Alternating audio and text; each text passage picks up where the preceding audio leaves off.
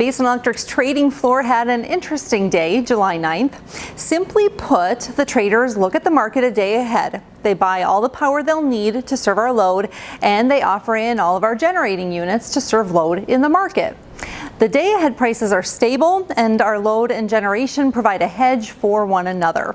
At Basin Electric, our traders are familiar with market positions, congestion patterns, and our generation. So, when load levels across the Southwest Power Pool were high because of hot weather and wind was underperforming quite a bit across the market, our traders knew there would be opportunity.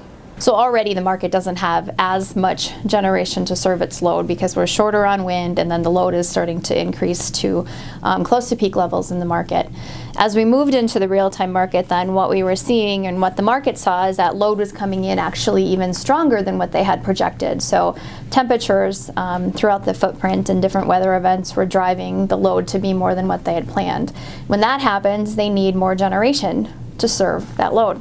At the same time though, in the market, in the real-time market, when the load is creeping up, we need to have more generation come on. There was also a coal unit, not Basin's coal unit, but another larger coal unit that tripped at that same time. So a lot of these events in the market created a need for more generation, which spiked prices, which caused some of our higher cost, quick starting resources to be dispatched.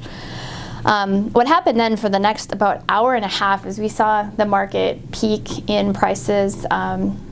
Average prices for that hour were around $600 over the course of that hour and a half, and that's a pretty long sustained period of time that we've seen prices that high. Also, the way that it was kind of shaping up, a lot of the wind that was actually inside of SPP was concentrated in the Dakotas, and a lot of the excess generation online at that time was in the Dakotas, because as you know, yesterday was relatively temperate up here.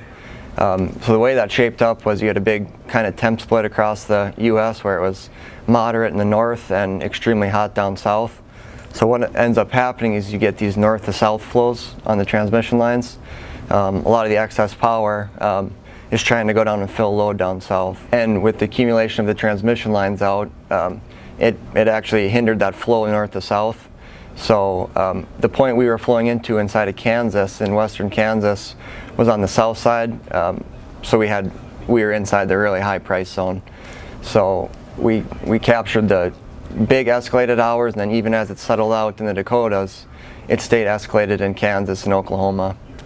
So over the accumulation of a couple hours, I think we flowed in maybe 1.4 gigs. It amounted to quite a bit of revenue. That morning we purchased the transmission rights to flow in.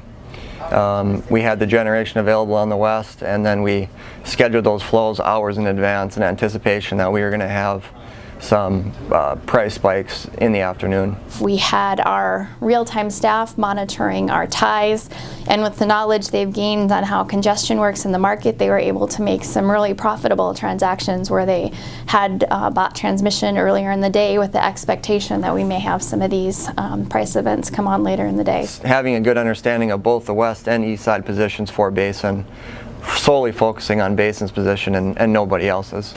It was all a very favorable event for Basin. Another factor, Basin Electric's own wind was performing better than the day-ahead forecasts, which allowed staff to capture some of the higher real-time prices.